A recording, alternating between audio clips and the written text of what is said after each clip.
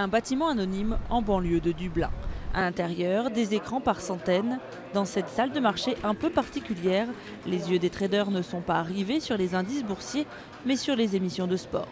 Car nous sommes dans l'antre d'un des leaders du pari sportif en Europe. C'est ici que sont fixés les cotes des joueurs, des matchs sur lesquels le public peut parier via Internet. Kevin travaille ici depuis 4 ans, depuis que le PMU a signé un partenariat avec la société irlandaise Paddy Power.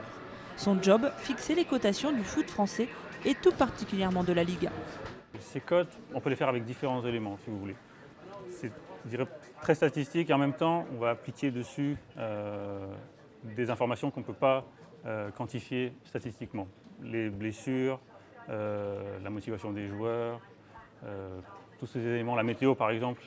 Ici, les traders sont tous spécialisés dans un sport ou deux et passent leur journée à scruter l'actualité de leurs athlètes.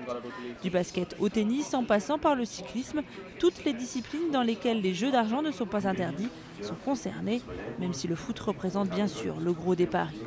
Alors évidemment, la Coupe du Monde, ici, on l'a préparée depuis de longues semaines déjà.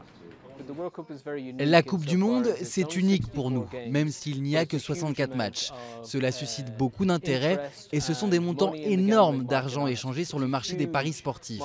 C'est un marché énorme pour nous, ça se compte en milliards d'euros dans le monde. Et en ce qui concerne le marché britannique, nous estimons que cela représentera entre 1,5 milliard et 2 milliards d'euros. Une dizaine de traders seront donc mobilisés pour chaque rencontre afin de travailler en direct les cotations, car le plus gros du marché se joue pendant le match.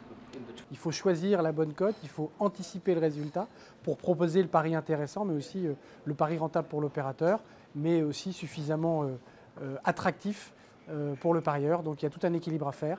En France, le marché du pari sportif n'en est qu'à ses débuts, bien loin des montants astronomiques échangés sur le sol britannique. Mais depuis sa libéralisation en 2010, c'est un marché florissant avec 25% de hausse sur un an. Un marché qui attire, la preuve, deux nouveaux acteurs spécialisés auparavant dans le poker et les courses hippiques ont obtenu leur agrément pour le pari sportif à quelques jours seulement du coup d'envoi du mondial au Brésil.